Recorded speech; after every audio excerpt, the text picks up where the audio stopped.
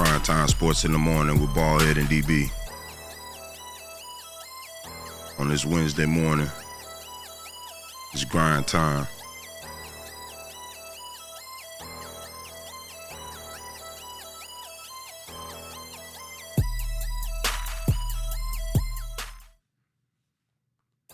Top of the morning, DB, what's good?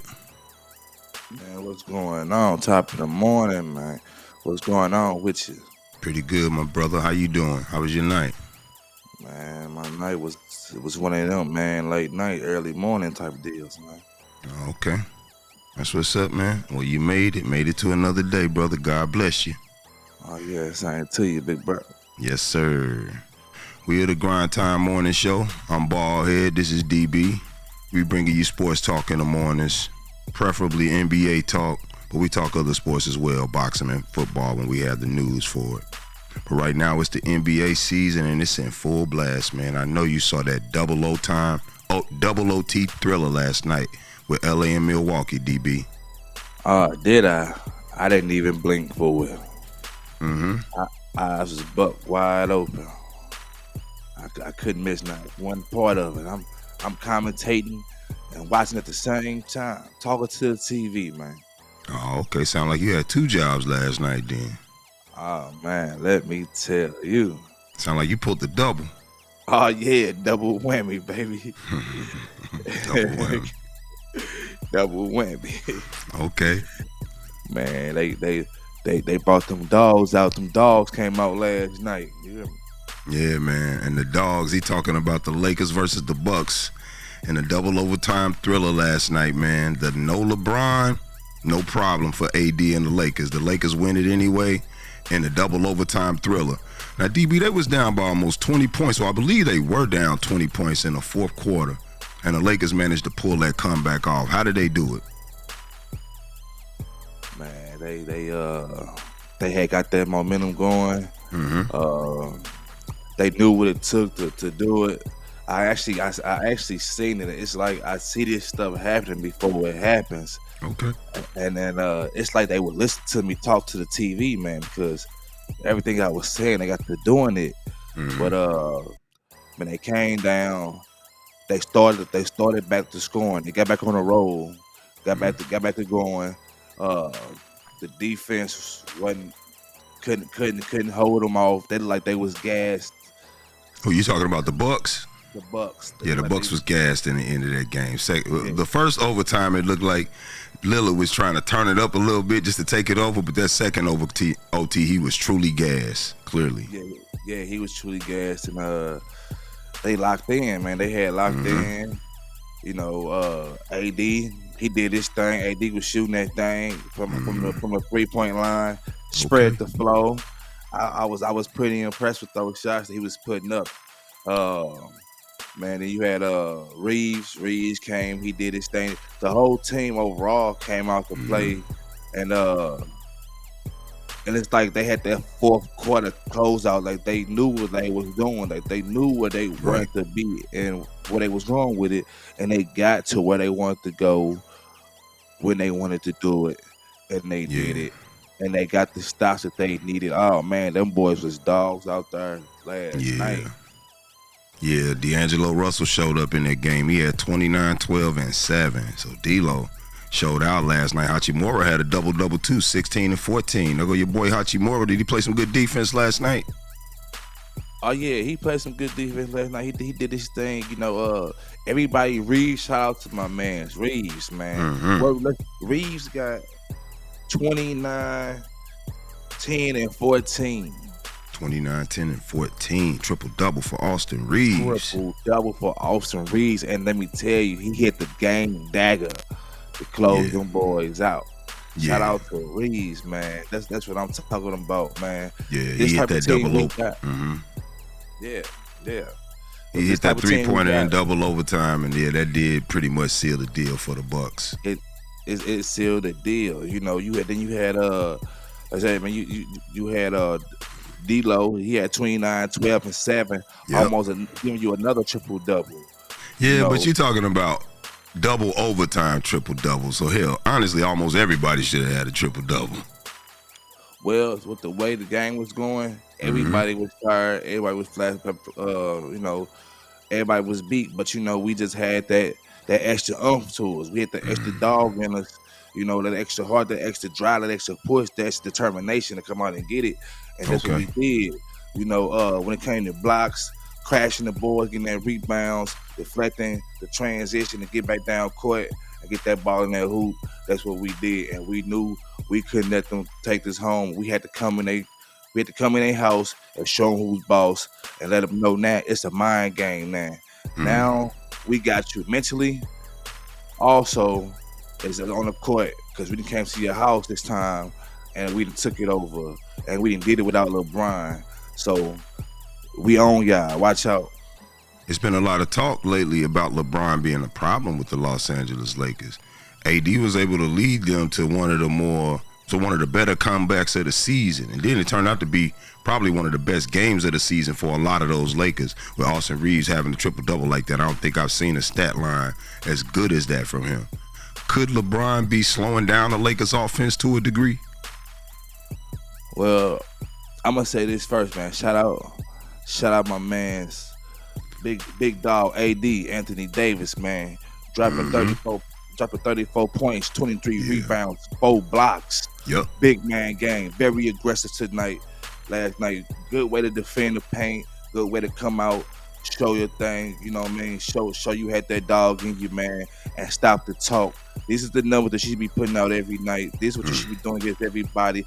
But first and foremost, you did it against Giannis. And you did it for him again. That was a great game. Take my head out to you. You got a big dog. Now, with that LeBron comment, I don't think that he's LeBron slowing down the team. However, LeBron is a major piece to this game that's needed. But when LeBron is not in the game, they understand the assignment with what they need to do to kick in to get that game and get the team a W. You can't depend on LeBron when LeBron is in the game. If LeBron's not in the game, you just have to come out and play.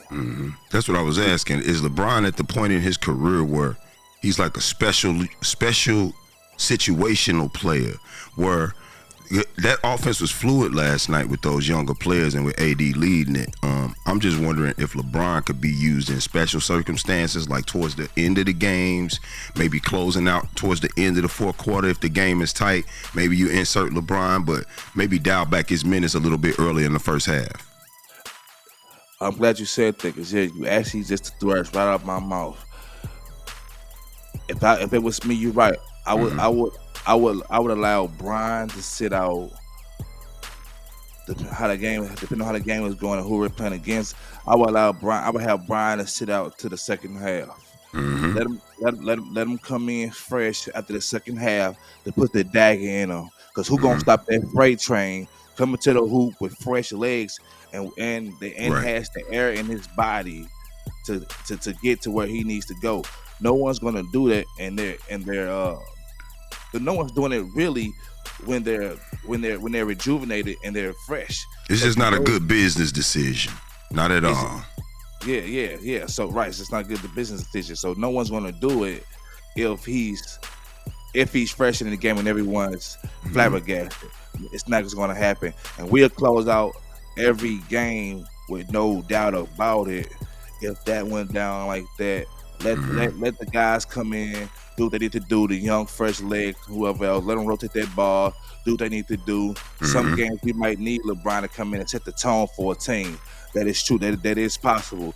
But what I would do, or what I would say also, like you said, let him come in second half and let him do his thing to juggernaut and close this game against any team. And they got them something going on.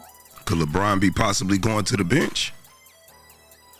Well, I wouldn't say Collins going to the bench, but I would just say saving the best for last. Okay, so you still would start him, but I guess you would pull him early in the game, is what you're saying. Yeah. I would start him to set the tone of the game. But I would also, like you said, I would bring him back out and keep him fresh legs and keep him winded until it's time for him to get that second half of the game going on after the halftime and turn him loose. Turn that dog loose, man. Let him eat, man. Say, let him loose, man. Well, LeBron was just a cheerleader last night as he sat on the sideline as his Lakers rolled the Milwaukee Bucks, which, I mean, they shouldn't have even been in that game. It shouldn't have been a game. The Bucks had the Lakers in the fourth quarter by 20 points. How they let the Lakers go on such a run to close the gap, I got no idea. The Bucks seriously got to work on their defensive end. And I thought that's what Doc Rivers was coming over and the other coach was fired for, because he was bad defensive coach. Doc Rivers was supposed to tighten up this defense. What's going on in Milwaukee? Man, you know what? Milwaukee just they played a good game last night, but and they're coming off of a win also, if I'm not mistaken. Yeah. They just couldn't. It was dogs in the building, man. They just couldn't do it. You know, we see the thing about it is with the Lakers, we've known for not closing out some games, but we're known for coming back and closing out games also. But, you know, so without LeBron, that's right, and with LeBron, okay. So you know, that's on both ends of that's on both ends, no matter what. But with Milwaukee, what they got going on is man, they had the cohesiveness last night and everything like that. They did. They had them by 20 points. Yeah. It's just that, you know, when them dogs come out, man. No one's gonna be able to stop LA, man, when they decide that they're ready to go ahead and turn on those jet streams, man. No one's gonna be able to stop them. And even if it takes them a little time to get warmed up, because I believe that's what happened last night also, it just took them a little time to get warmed up. But once they got warmed up, they got hot. They did get hot late in the fourth quarter in them overtimes. But that's all it was to me. I don't know if it was the Lakers got hotter than Milwaukee Bucks defense just collapsed, because they was up by 20, man. And if you allow a gap to be closed by 20 points in one quarter like that, the problem isn't that the other team is dropping shots. You're just not playing defense enough. You need to pick it up, be aggressive, maybe take some hard fouls on that defense, change the momentum. Take some hard fouls on that team and change the momentum of the game. Yeah, that sounds good, and I agree with that. But another thing is, man, they got to locking the Milwaukee Bucks up. They was locking them up. They did. They was locking them up. And don't get me wrong, it was a good game. It was a back-to-back game.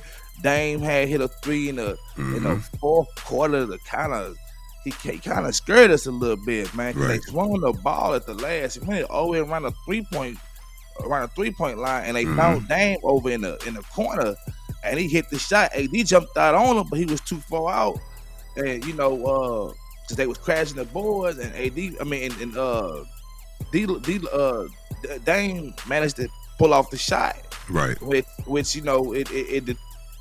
I was like, man, I couldn't believe it. But we wound up getting the ball back, doing what we had to do, and regaining what we had. But they was locking, man. They had Dame locked up.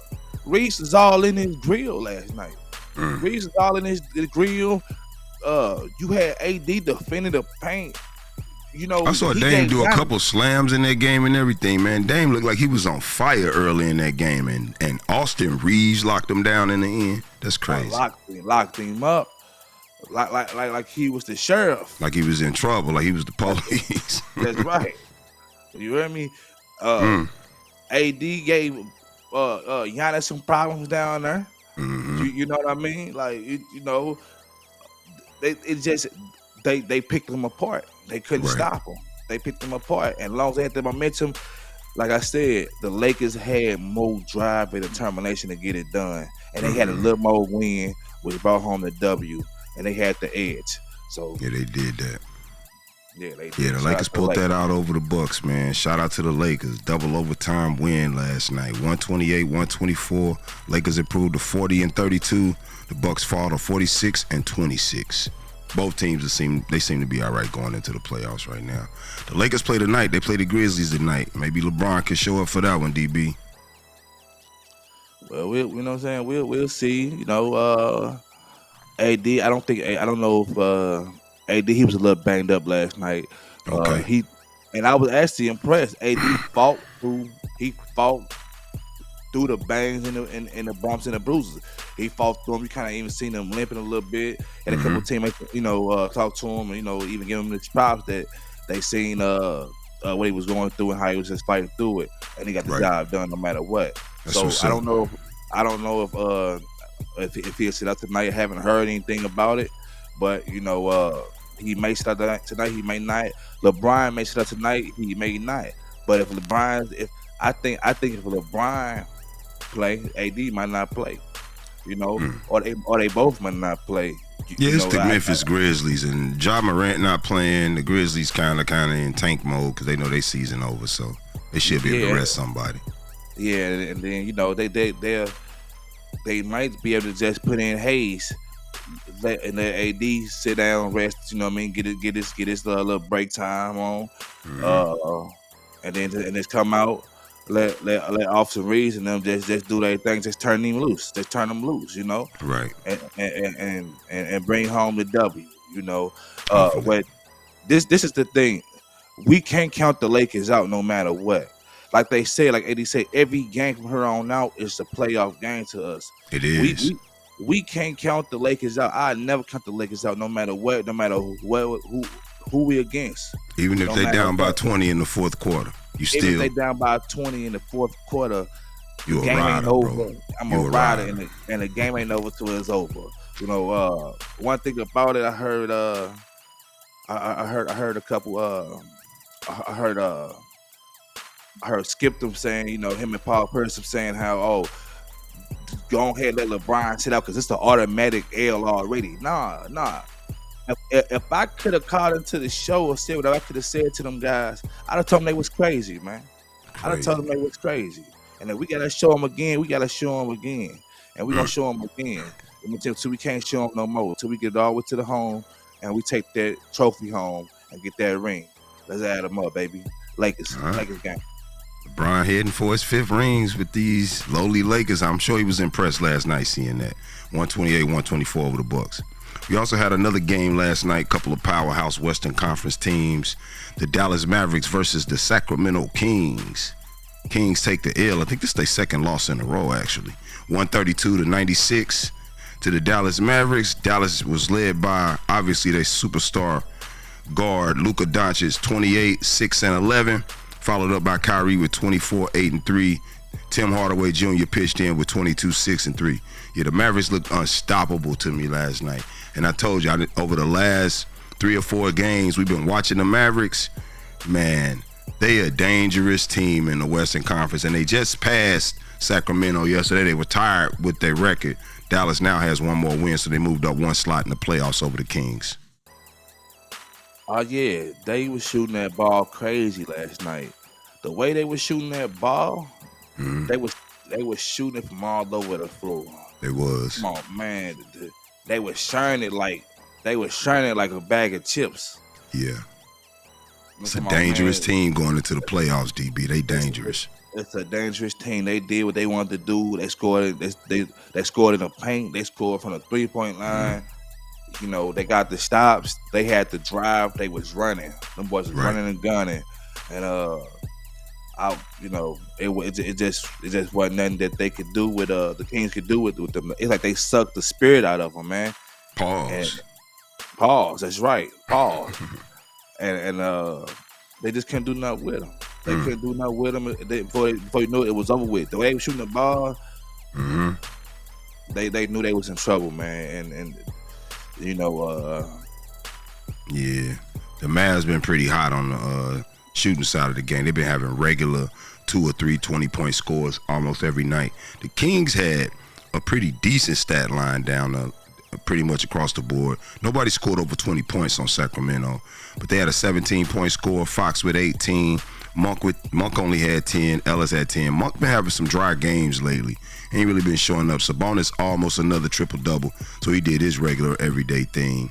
But the Kings, they can't score only 96 points and expect to win a game against the Dallas Mavericks. They usually a high-scoring team, and they need they need their stars to be on that 20-point across-the-board average in order to win. Yeah, I agree. And the defense was good with them also with Dallas. Dallas defense was good. they didn't allow much either. You know what I mean? They didn't allow much. And like I said, and it took everything up out of him. And like you say, Monk haven't been performing lately. Yeah. Not as he should the last couple games that I have noticed. So I think he scored like 9 to 11 points last game we played. Yep. So we don't know what's going on right now. We don't know if he just got cold feet, man. And the stage getting big, the lights getting bright. Some people start getting small. They start shrinking. Small, that's man. right. Yeah, that's right. Those lights be different. So and a lot of that. Getting deeper into these games, like you said, it's a lot that that's going to come out. That's going to determine if a player got it or not. There's going to be a lot of reasons why teams losing, and it's just not going to be because of defense. Yeah, man. Sacramento need to be a little bit more consistent going into the playoffs. This ain't looking good for them. I had high hopes for the Sacramento Kings because they was on such a stretch, and then Sabonis having all the triple doubles and breaking the double record for a single season that Kevin Love held for a lot of years. Man, I still feel like Sacramento can be very dangerous. They just got to be a little bit more consistent going into these playoffs. I do too. I do. I think so also. I think they just gotta stay focused, man. Yeah. Shake the jitters off. And just keep running. Don't think about it. Just keep doing what you're doing. But when you get nervous and everything else, you get nervous and it affects your shot because now you're thinking about your shot and how you gonna shoot it and how it's gonna go in. If it go in, you're scared. You're praying. Right. You're praying for the ball to go in the hoop. So if you're praying and you're scared, then your shot is affected because I agree. Your mind ain't in a comfortable place. That's right. It ain't fun to you. It ain't fun to you. So you got that problem going on, and then not only that, then your legs get weak. They start to shake. You can't play defense like you should. Right. Other team running off. You know how it go. Yeah. Oh yeah. So I think that's what they're dealing with. But they made it pretty far last year. I don't know. Maybe they traumatized or something. I don't know. But we'll see. We continue to watch them and see how it goes and what they do and how they perform. Right. And go from there. But it's only gonna get Dallas harder. Mavericks definitely looking good. They one of my favorite teams going into the playoffs. Yeah, they win again, 132-96. They bust the Kings by almost 40 points. Another. Go ahead. You had another. Yeah. I agree, and I just want to say to Kyrie, man, go home, Kyrie. Go home. Go home, man. Go home, man. Go home, man. You a lost dog, man. Go home, man. You roaming the street, man. Go home, man. Go on back to the Lakers, man. Go home. Well, go to the Lakers. Go to the Lakers, because he ain't been to the Lakers yet. That's right. Go to the Lakers. LeBron looking for you, man. I know that's right. Another pretty good game last night. Couple playoff teams from the Western Conference. OKC Thunder. The Pelicans. The Thunders actually take the victory over the Pelicans. Improve that to that 50 win mark. Yeah, the Thunders made it to 50 wins. So they're like the fourth team to hit 50 wins this season.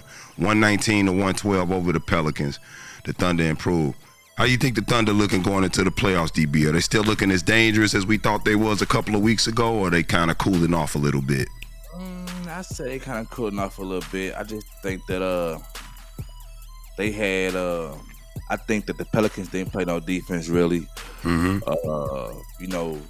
didn't play much defense, and OKC kind of took advantage of it. Okay. But then they did battle, and they tried to get back into it, going down the stretch, close out the game, and they picked up some momentum. I'm talking about the Pelicans. They did pick up some momentum. Zion been balling lately. He balled. And but it just wasn't enough for him. I don't think they have enough firing power. They don't. McCullers and everybody, they did what they can do, but it just wasn't enough. They don't got Brandon Ingram right now. He ain't been playing for a while. I don't know how healthy he gonna be going into the playoffs, but all they got is Zion Williamson and CJ McCollum. They top two scorers most nights, or what should be, and then they got Valanciunas after that.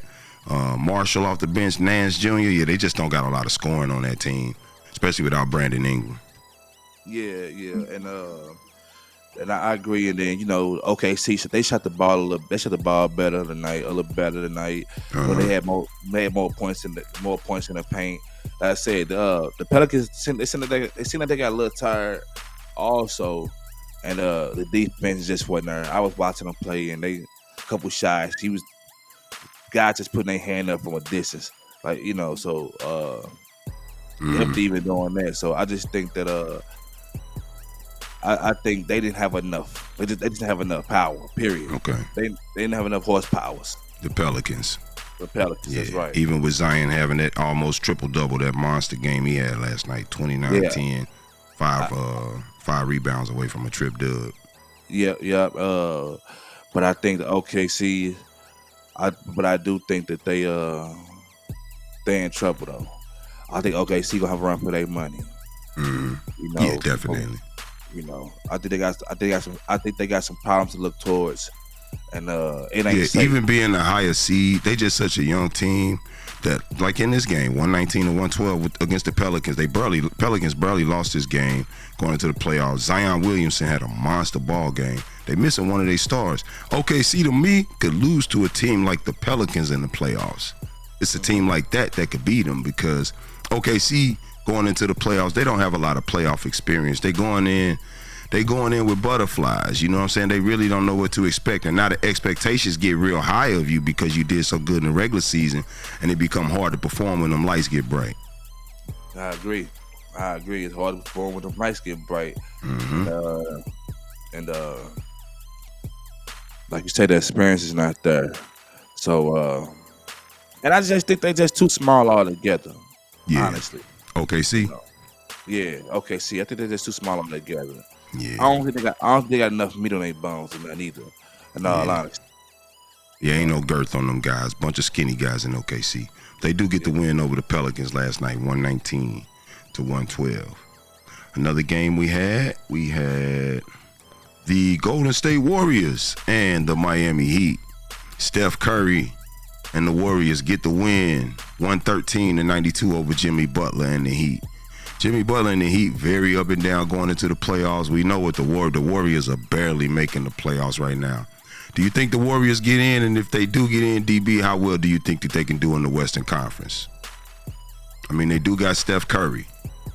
They do got Steph, but Steph ain't enough. However, I do feel I'm kind of in the middle. I'm kind of in between with them. Mm-hmm.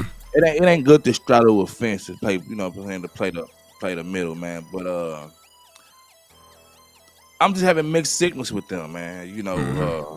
It's hard to say. It is hard to say because it's not consistent, man. And the Miami, they really ain't been doing nothing no way.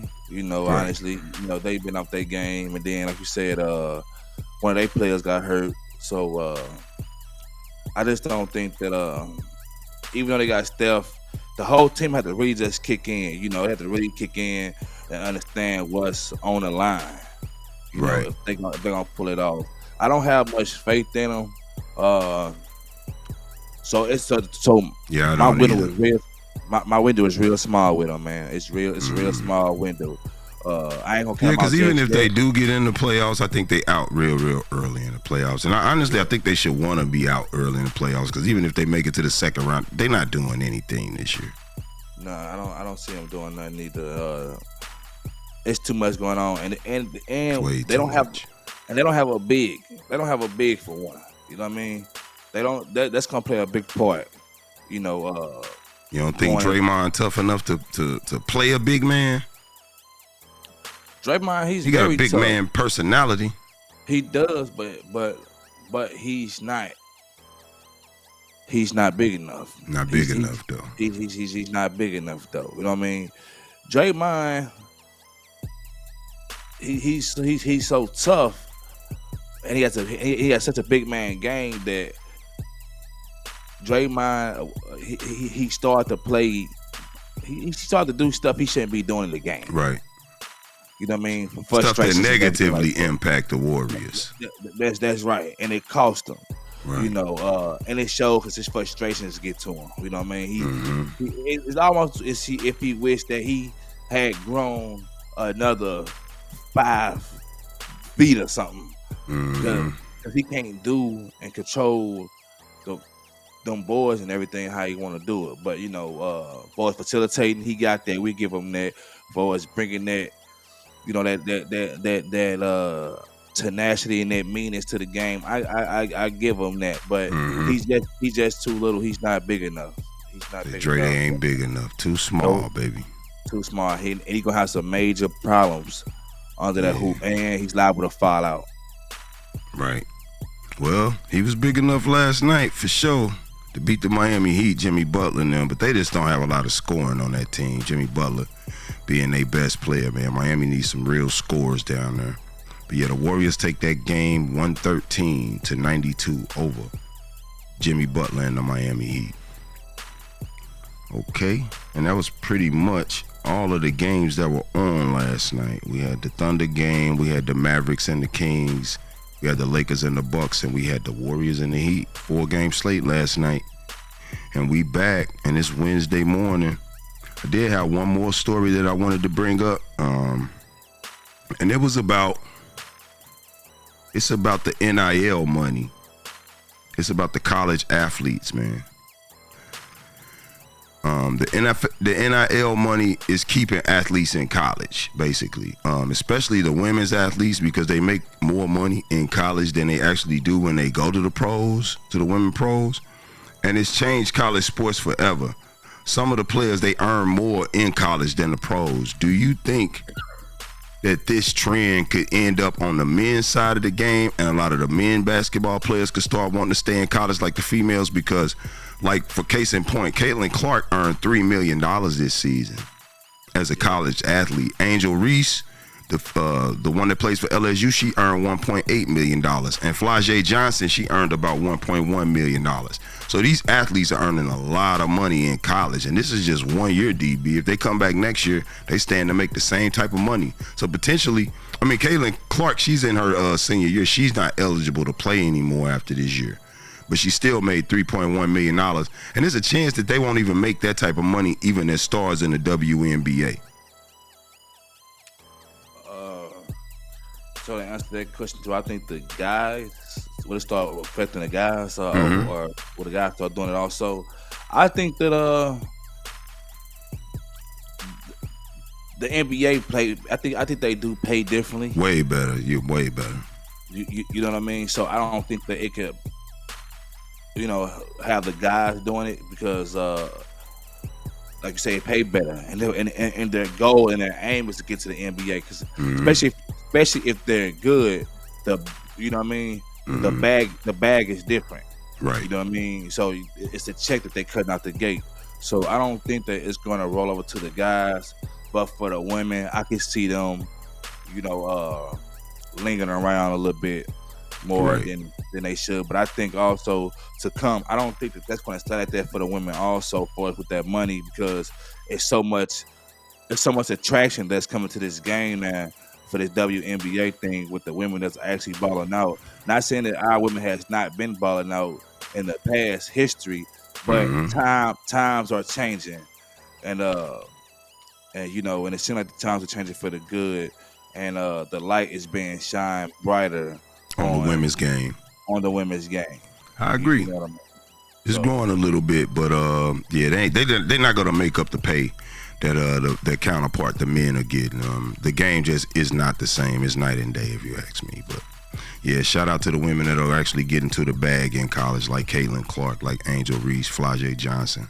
They doing their thing, man. Because when I saw these numbers as how much money they was earning in college, I was shocked. Because I know the WNBA players don't even get paid like that. Yeah. But this was the Grindtime Morning Show. Again, on a Wednesday. We will be back tomorrow. You can catch us Monday through Friday. Baldhead and DB. The Grindtime Morning Team, baby. All right, we signing off for the day. Baldhead, DB. Till tomorrow, y'all. Peace.